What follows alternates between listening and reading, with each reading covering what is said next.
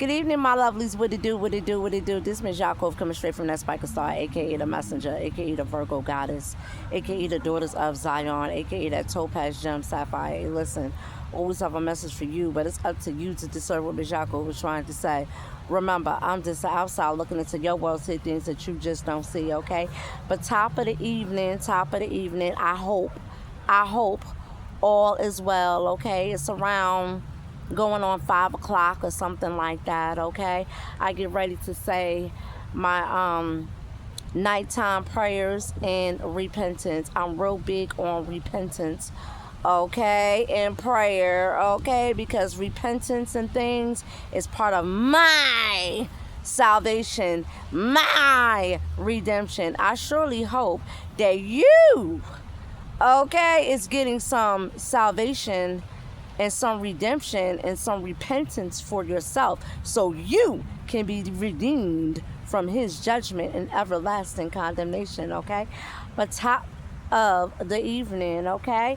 The name of this is called Feast of Weeks. Feast of Weeks, the harvest, okay?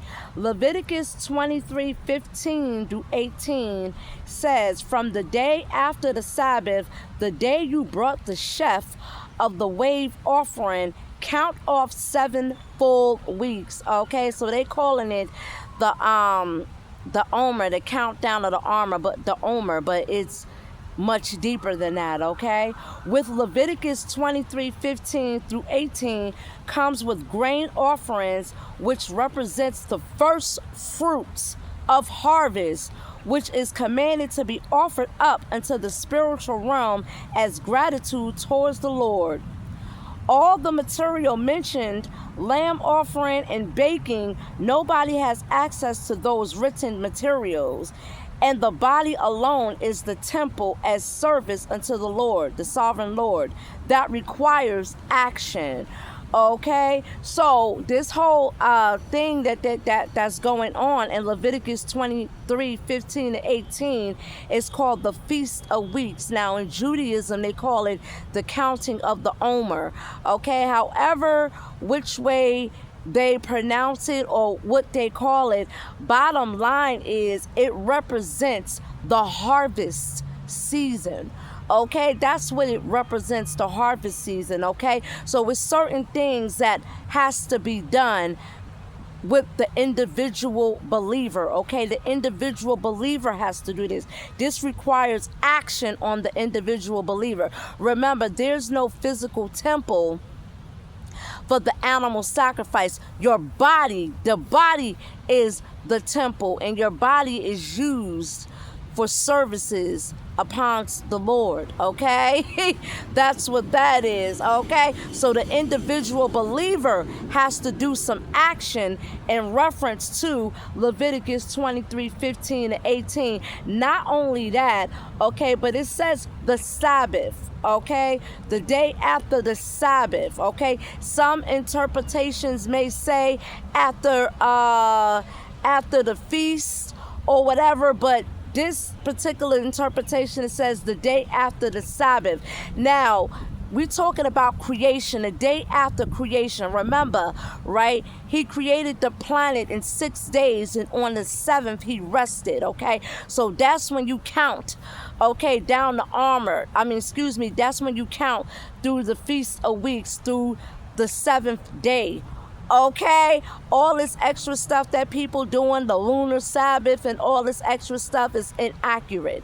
Okay, man does what man wants to do. Man creates his own timeline. Okay, remember in the book of Daniel, it says they would change times, dates, and seasons. Okay, so man changed his own time, date, and seasons and created his own Sabbath and his own feast days. However, they're not celebrating that in the heavens, okay? And always remember, God is not celebrating or operating his program based off of human consumption. And this is what a lot of people don't understand. It's a difference between the physical and the spiritual, okay? But they do theirs up there in the celestial realms, and Melchizedek is the highest priest, okay? Psalms 110:4 makes it clear that Melchizedek is the high priest, okay? So they're not operating their program based off of man's consumption, okay?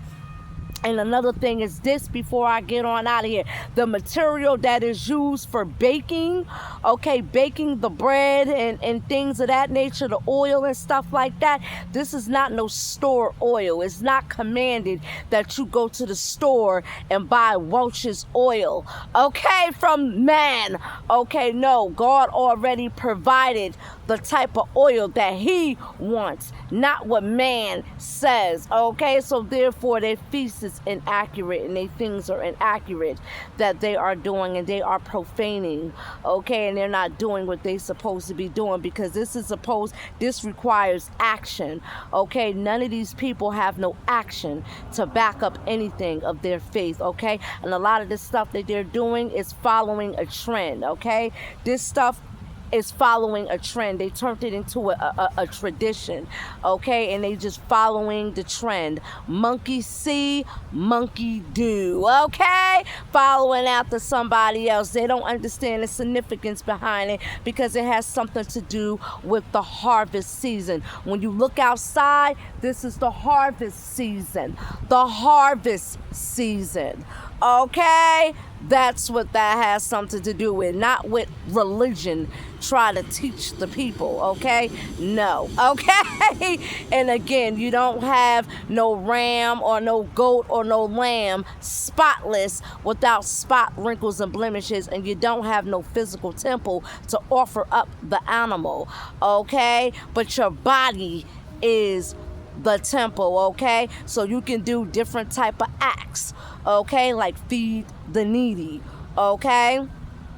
It don't cost you that much to go to the dollar store and go get you some socks and go give it to somebody in need. It's not that hard, but these people make it seem so complicated to do, okay? But it's not that hard to do, okay? So if you don't have the type of material that is mentioned in Leviticus 23:15-18, okay, you are to do acts of kindness, prayer, repentance, okay, and go out here and actively and be active and help somebody that is in need. You can never ever go wrong with that, okay?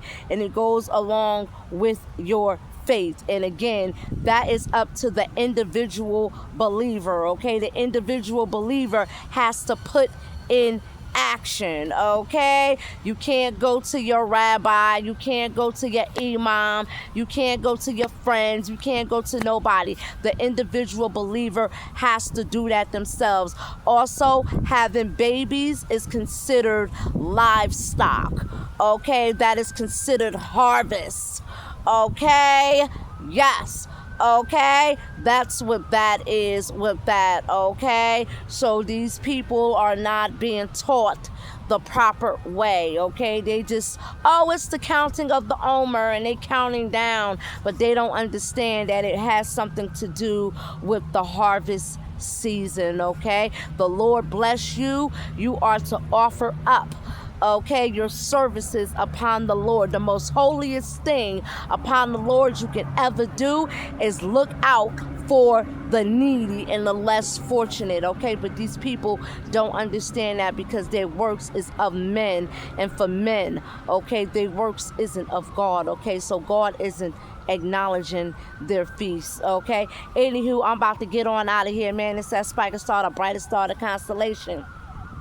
Leviticus 23:15-18, Feast of Weeks, the harvest, okay? It has something to do with the harvest, okay? It's going to be a new heaven and a new earth. The sovereign Lord is going to bring down his kingdom upon the new earth, and I should dwell there forevermore. You should make sure that you is getting some repentance and some salvation for yourself, so you can be redeemed from his judgment and everlasting condemnation. And always remember, he cut the heads of Leviathan and served it as food. So it's going to be a feast coming up. And also the resurrection of the dead is going to happen soon.